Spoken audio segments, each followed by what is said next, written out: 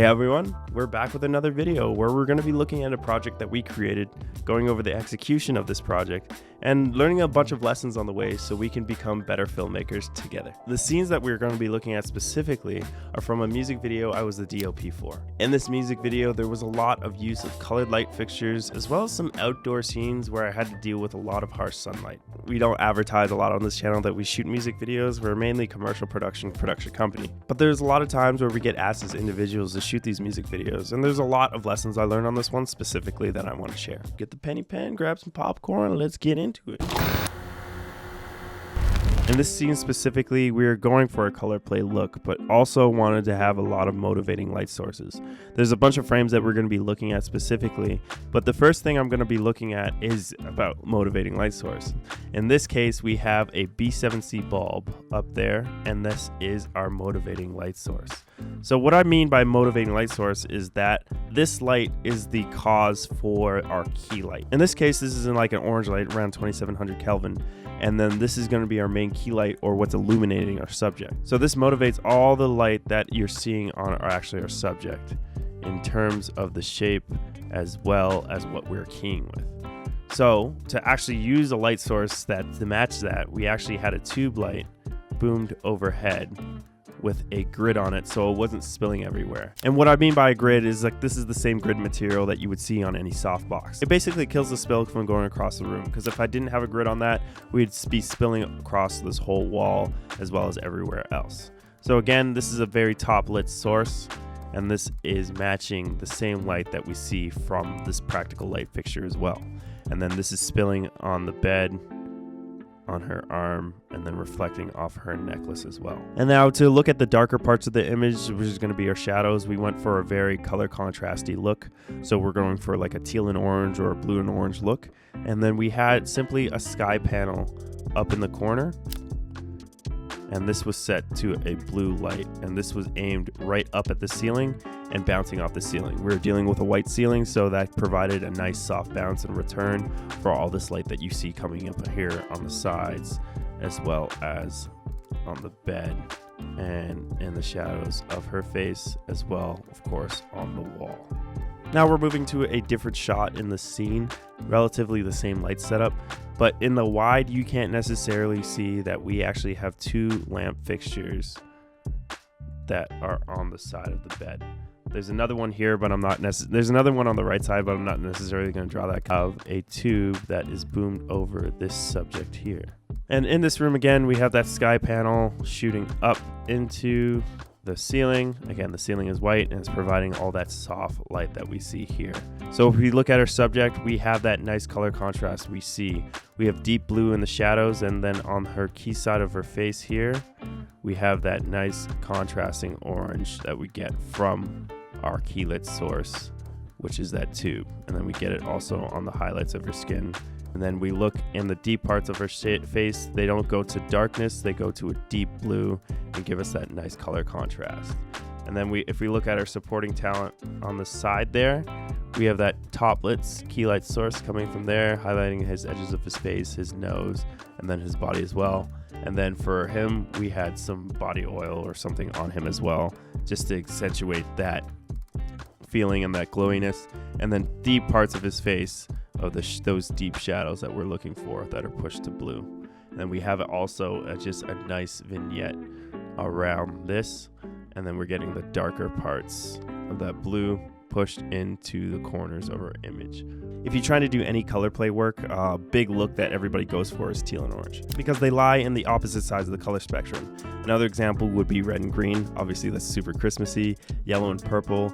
So if you're trying to do complementary colors, or if you're trying to key with a certain color and then push something into the opposite, which was going to be the shadows, look at the other side of the color spectrum, and this will give you a good starting place. It's not necessarily the best thing to do, but it's a good starting place to put that color into the shadows or your highlights, depending what you're looking at. Next scene we're going to look at is this performance scene of the feature artist. So I thought this was a pretty interesting one to cover, because we're dealing with a lot of people as well as a lot of sources and as well as a lot of color. I'm going to start with the background here. I can't necessarily draw it behind our subject, but we had a sky panel set to that vapor green color that you see there.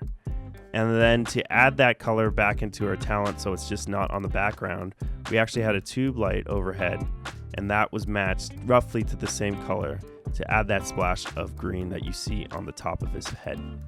And then our key light here, you can actually see, is we had another sky panel on the side here, and that was shooting through some diffusion material, and this was acting as our main key light. Around this key light, I had to put up some floppies so it wasn't spilling all over the other talents that we see here. We see a nice shadow side on the front of their face. If I didn't do that, we would be spilling all that light and it'd be pretty harsh. And now the difficult thing I found in terms of lighting the other subjects was getting exactly light on them. So what we had to do is have another tube light, and that was just somebody holding it. And then we skipped it across here just to add a variety of levels, as you can see, to this female talents right there. And then again, you can see that vapor green hitting the top of her, as well as there. So it's motivated by the background as well. And then if we're looking at some sort of shadow that we decided to have here, we're only keying from one side, and luckily this was like a corner of a room. This is a little bit harsh for my liking, but the director was super happy with this, and this was the look that we go for. And the next thing that we're going to jump to is the outdoor scenes. So in this shot specifically here, this would be considered my wide shot. It's the artist basically performing to the other talent there, as well as reading a newspaper. So this is a trick I like to use a lot in terms of like providing a nice wrapped and bounce source, is using a bounce, but using a practical bounce. To establish some negative fill in the scene, I actually had a 4x8 floppy unfolded, and then this is adding some shadow to this side. And because we're established that shadow side, our sunlight is on the right side of our image here, and that sun is bouncing right into that newspaper and bouncing right back to his face. If I didn't have this bounce here, it wouldn't look as soft as it did. We're getting a nice edge light from the sun specifically because it's super high, and it would be providing a lot of raccoon eyes and shadows to this face. But this bounce is basically filling in all of that, and because the sun is so high, it's bouncing off the newspaper pretty well. So we're getting nice Rembrandt lighting, nice high spots in the sun in terms of his face, as you can see there, and then just a general nice shape and gradient as we look across from shadow side to light side. And now another interesting thing was, how do we provide that same effect to our supporting talent here? I needed to do the relatively same thing to her, but that's really difficult because I couldn't put anything because she's in the background and it's a very wide shot. So what I actually did is had my gaffer stand here with a reflective side of a bounce board, and then that bounced right into her face, which is giving us that light side that you see here. So usually on a bounce board you have a white side. I usually like to bring that in a little closer, but I didn't have a lot of room, so I had my gaffer back up a bit and use the reflective side to emulate the sunlight and the harshness of it, and then we just had it aimed on the left side of her face, so it would give us a light side and a dark side so we can see that contrast. There's lots of things you can do to mitigate this by using big overheads and stuff like that, which we're going to see in the next example. And this next example is exactly what I'm talking about. Now, we were doing beauty shots of the talent here, and we didn't want anything harsh like we had in the last example.